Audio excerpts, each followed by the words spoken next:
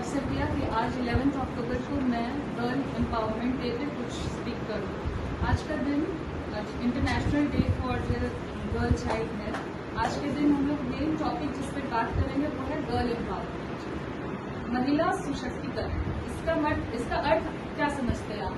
It means कि कैसे हम औरतों को आगे बढ़ा सकते हैं। जो सबसे मेन पॉइंट है दैट इज वुमेन एजुकेशन।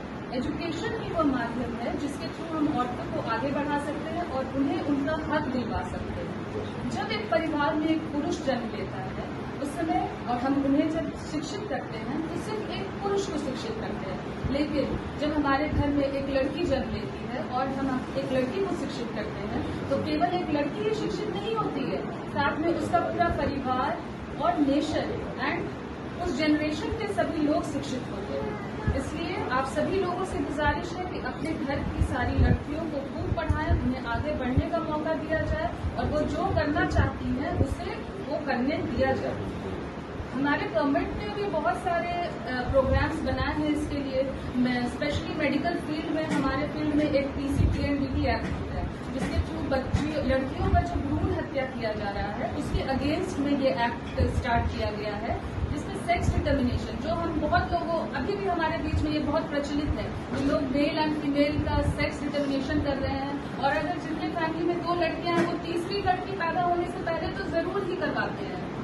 ये कानूनन जुल्म है और इसे हमें रोकना है, क्योंकि लड़कियां अगर नहीं होंगी तो हमारा देश आगे नहीं बढ़ सकता है। लास्टली मैं एक ही लाइन कहना चाहूंगी, save and respect girl child because she is the future of this nation and your family. मुबारकबाद देता हूँ इंटरनेशनल गर्ल्स डे के अवसर पे। और ये दिन इसलिए मनाया जा रहा है ताकि हम जो डिस्क्रिमिनेशन है सोसाइटी में लड़कों और लड़कियों के बीच में उसको कम करें, उसको ना के बराबर किया जाए।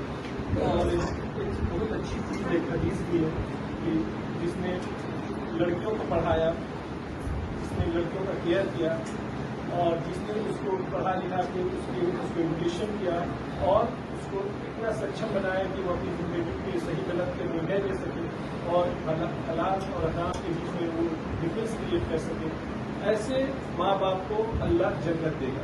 ये बहुत बड़ी चीज़ है। और ये भी बताया गया कि जिस माँ बाप की पहला बच्चा बेटी होती है वो लोग बहुत लकी होते हैं, बहुत ब्लेस्ड होते हैं।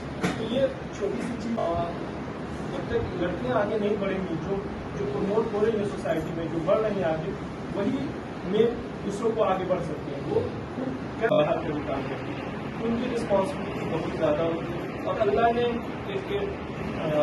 हर माँ बाप को एक बेटी के फॉर्म में सबसे अच्छा तोहफा दिया, सबसे ब्यूटीफुल गिफ्ट दिया, उसको हमें समझने की जरूरत है।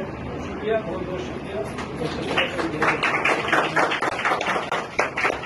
बड़ा योगदान अगर किसी का है तो फर्स्टली मैं अपने पापा को थैंक्स करना चाहूँगी, जिन्होंने हम लोग 3 बहन और 2 भाई थे और उन्होंने कभी हम पांचों में कभी कोई डिफरेंस नहीं समझा, बल्कि हम लड़कियों को उन्होंने ज़्यादा प्रोत्साहन दिया जिसका आज अंजाम आप लोग देख रहे हैं। And he is very proud कि हम 5 में से 2 बहन डॉक्टर हैं। And secondly and lastly I would like to thank my husband, जिनका शुरू से बहुत ज़्यादा सपोर्ट रहा। जब से हमारी शादी हुई मैं प्रेगनेंसी में पढ़ाई की, प्रेगनेंसी मेरी बेटी हो गई थी, फिर मेरा PG में सिलेक्शन हुआ और इसका पूरा श्रेय मेरे हस्बैंड को जाता है। And I am very very very thankful to him. आज उनको मेरा introduce yourself. I'm Humara Ali and I'm 16 year old. And आज मैं आप सबसे एक क्वेश्चन पूछना चाहती हूँ, मतलब आप लोग सब लोग अपने आप से एक क्वेश्चन पूछो। आपको एक माँ चाहिए, आपको एक पत्नी चाहिए और आपको एक बहन चाहिए, तो आप लोग को एक बेटी क्यों नहीं चाहिए? ये आप लोग अपने आप से एक क्वेश्चन। So again,